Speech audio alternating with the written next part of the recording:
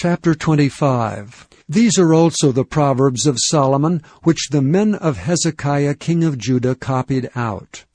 It is the glory of God to conceal a thing, but the honor of kings is to search out a matter. The heaven for height, and the earth for depth, and the heart of kings is unsearchable. Take away the dross from the silver, and there shall come forth a vessel for the finer. Take away the wicked from before the king, and his throne shall be established in righteousness. Put not forth thyself in the presence of the king, and stand not in the place of great men, for it is better that it be said unto thee, Come up hither, than that thou shouldst be put lower in the presence of the prince whom thine eyes have seen. Go not forth hastily to strive, lest thou know not what to do in the end thereof, when thy neighbor hath put thee to shame. Debate thy cause with thy neighbor himself, and discover not a secret to another, lest he that heareth it put thee to shame, and thine infamy turn not away. A word fitly spoken is like apples of gold in pictures of silver. As an ear-ring of gold, and an ornament of fine gold, so is a wise reprover upon an obedient ear. As the cold of snow in the time of harvest, so is a faithful messenger to them that send him, for he refresheth the soul of his masters.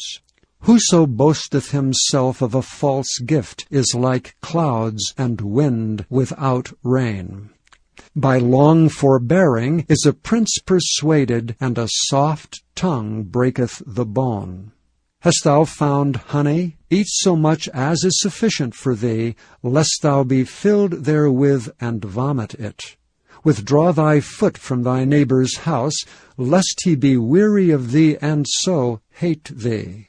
A man that beareth false witness against his neighbor is a maul and a sword and a sharp arrow.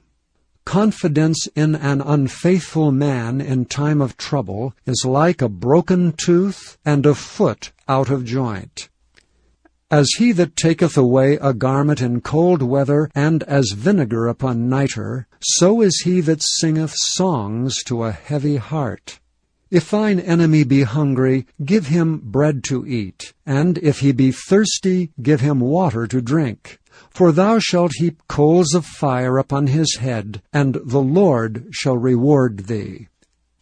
The north wind driveth away rain, so doth an angry countenance a backbiting tongue.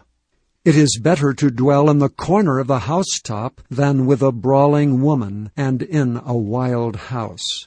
As cold waters to a thirsty soul, so is good news from a far country.